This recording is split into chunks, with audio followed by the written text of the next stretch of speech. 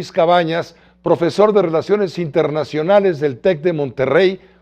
Embajador, buenas noches, bienvenido, gracias por estar con nosotros. Buenas noches, muchas gracias por la invitación, encantado. ¿Qué está pasando en esta circunstancia? ¿Quién va ganando la guerra? Sabemos que la verdad va perdiendo, va ganando quizá la propaganda, pero vamos, tú con la experiencia que tienes, has estado en Japón, en cuántas partes. Italia, en la ONU, en la OEA, sí. ¿Cómo estás viendo toda esta situación desde el punto de vista diplomático? Yo creo que el primer dato es que no fue como Putin seguramente pensaba que iba a ser, casi un paseo donde les decía a los soldados ucranianos, ya váyanse a su casa, váyanse con su familia, no les vamos a hacer nada, pero ya ni siquiera den pelea. Yo creo que la primera sorpresa es esa, que Ucrania ha estado presentando una resistencia que seguramente no se imaginaban. No han podido tomar la capital, y en una guerra es fundamental tomar la capital del enemigo, y no han podido tomar la capital, por las razones que sean, Kiev no ha podido ser tomada. Y Zelensky ha demostrado ser un luchador mucho más fuerte, seguro y con capacidad de convocatoria dentro de Ucrania y hacia afuera con los países occidentales. ¿Cómo explicarlo? Tratándose de un hombre que viene del mundo del espectáculo, de la comedia, hombre evidentemente inteligente, alguien que interpretaba a un profesor que quería hacer grandes cambios, en fin, de pronto se convierte, por esa popularidad quizá y otras cosas, se convierte en el presidente de este país tan importante. ¿Qué tan importante es Ucrania en el contexto justamente de lo que fue la Unión Soviética? Bueno, yo creo que Ucrania es fundamental para Rusia. Son como yo las vería como hermana mayor y hermana menor. Y en la historia, la mayor era Ucrania más que Rusia, porque de ahí partió, digamos, la nacionalidad rusa. Desde luego que Ucrania es fundamental para Rusia.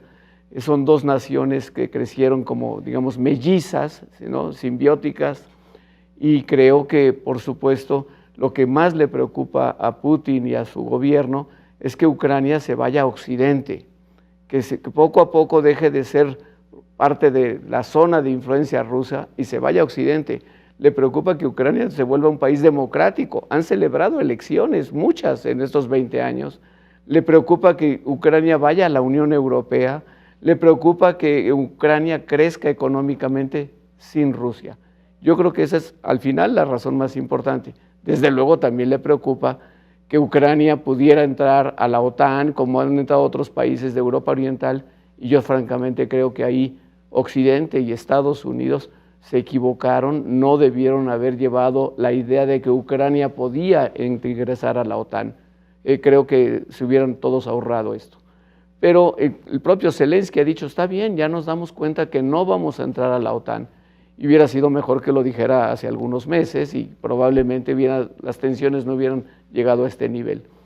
Pero más allá de eso, sí creo que lo que le preocupa a Putin es que Ucrania, que no es un país homogéneo, digamos, en la parte occidental de Ucrania está mucho más inclinada hacia Europa, hacia la Unión Europea, y algunas partes fronterizas pues están más inclinadas a Rusia. Es un país que en ese sentido no es homogéneo, pero creo que pues aquí, sin ser idealista, importa mucho el derecho a la libre determinación que está en la Carta de Naciones Unidas, y que creo que Zelensky y hoy la mayoría de los ucranianos pues, se lo tomaron en serio, quieren tener su propio futuro. Se están violando los derechos humanos, se están violando las garantías fundamentales. Naciones Unidas está al pendiente, pero no avanza. No avanza salvo por recomendaciones no vinculantes. En este caso, ¿hacia dónde vamos? ¿Cuánto va a durar esto? La gente quiere saber, por supuesto en Ucrania, primero que en ninguna otra parte del mundo, pero estamos viendo ya la migración de casi 4 millones de personas que tienen que evacuar, que irse, que huir, que salvar la vida. Yo creo que Rusia y Putin están pagando un precio muy alto. Mi opinión es que al final la clave es China. Y hoy hubo una llamada telefónica reportada por los medios chinos muy interesante, donde da la impresión de que China está tratando de decirle a Rusia, ya negocia con Ucrania, ya date por bien servido. Esto que anunció hoy el subjefe del Estado Mayor de Rusia, de que se van a concentrar en las dos provincias fronterizas. En el Donbass, en la región del Donbass. En el Donbass, pues es muy significativo. Puede ser una mera táctica dilatoria, puede ser una táctica para literalmente engañar al enemigo, o puede ser algo más. Después de la charla que tuvo Xi Jinping con Putin, donde yo creo que es importante que China le diga, ¿a dónde vas? O sea, el conflicto no puede seguir por meses. Para China es muy importante la estabilidad en Europa. Hay que recordar que el principal socio comercial de China en el mundo es la Unión Europea. Entonces, China no puede ver con buenos ojos que este conflicto se prolongue. Entonces, apoya a Rusia, sí, porque China es la socia mayor, no la socia menor. Ya es China la que le está diciendo a Putin, un poco, está bien, te apoyo, pero hasta aquí. Entonces, quizá, ojalá, quiero interpretar que lo que pasó hoy en esa llamada y el anuncio de Rusia de que se van a concentrar en la región del Donbass pueda ser un cambio.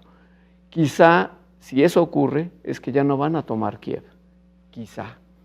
Que eso es lo que normalmente en una guerra ocurre. Tú vas y tomas la capital del enemigo. Y marcas una bandera y un símbolo. Y marcas una bandera, un símbolo, y el gobierno de Zelensky, digamos, exiliado de la capital en algún otro punto de Ucrania o incluso fuera de Ucrania.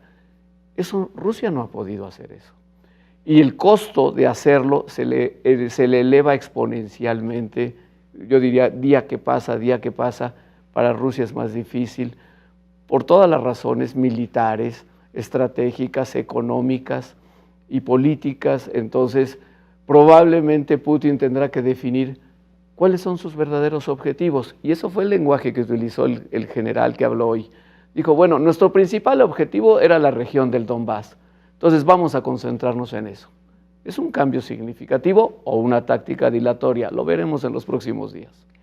¿Cómo estamos viendo a México? ¿Cómo está reaccionando México ante las presiones de Occidente que le dicen a México, defínete y condena, sanciona tu relación con Rusia, castiga? Y el presidente dice no. De acuerdo con nuestros principios de política exterior, optamos por la no intervención y la autodeterminación, etcétera, etcétera. Esto sigue siendo vigente, sigue siendo válido. Ayer o antier, el embajador de Estados Unidos en México, Ken Salazar, le está diciendo a México ayer, vente con nosotros. Nosotros fuimos aliados desde la Segunda Guerra Mundial. ¿Por qué? Porque el día anterior había ido el embajador ruso a decirle a un grupito de diputados, que ya sabemos de qué lado batean, que qué bueno que somos amigos de Rusia también. Y Estados Unidos vino y les dijo al día siguiente, no, también me hacen un club de amigos de Estados Unidos ahorita y se me alinean. Mira, yo pienso que la posición de México ha sido un poco ambigua cuando consideras todo lo que es el Estado mexicano. Me parece que la posición de la Secretaría de Relaciones Exteriores, el canciller Marcelo Ebrard, nuestro embajador en la ONU, Juan Ramón de la Fuente, la subsecretaria Marta Delgado en Ginebra, en el Consejo de Derechos Humanos, ha sido impecable la posición aplicando la Carta de la ONU. Aquí no es un conflicto entre Rusia y Ucrania, es una invasión de Rusia a Ucrania. Violatoria de derechos humanos. Violatoria de los derechos humanos. Fundamentales. Y de la Carta de la ONU. O sea, aquí hay una agresión, hay un país agresor y un país agredido. Entonces México votó bien en el Consejo de Seguridad, votó bien en la Asamblea General, y ayer la resolución que se aprobó fue propuesta por México básicamente para exigirle a Rusia que garantice el acceso a la asistencia humanitaria a la población. Entonces yo te diría, me siento muy bien con la posición de México basada en la Carta de la ONU, en los foros internacionales. Pero sí es un poco desconcertante ver que un grupo de diputados se juntan con el embajador de Rusia y le ofrecen amistad en el momento en que Rusia es un país agresor. Eso no hay duda. La Asamblea de la ONU así lo determinó. Entonces, creo que por lo menos fue inoportuno. Yo no favorezco, soy de los que piensa que México no debe aplicar sanciones a un país si no están determinadas por un órgano de Naciones Unidas, el Consejo de Seguridad o la Asamblea General. México aplicó sanciones a Sudáfrica por muchos años, eran resoluciones de la Asamblea General. Irnos por la libre le quita a México el principal escudo, que es el derecho internacional. Pero México, su papel, es lo que están haciendo en la ONU, promover la asistencia humanitaria. Y desde luego eso no le ha caído bien a Rusia, que trató de impulsar otra resolución, tanto en el Consejo de Seguridad como en la Asamblea General, y fracasó. La mayor parte de la membresía de la ONU apoyó el esfuerzo de México y Francia. Eso es lo que el papel de México. Embajador, te agradezco muchísimo que te hayas tomado tu tiempo y nos ayudes a entender con claridad el fondo de esta grave situación que tiene al mundo, por supuesto, al borde del abismo. Así es, y ojalá los próximos días podamos decir otra cosa. Por supuesto, estaremos molestándote con tu opinión, desde luego, siempre valiosa. Encantado. Hasta luego, gracias. Gracias, Manuel.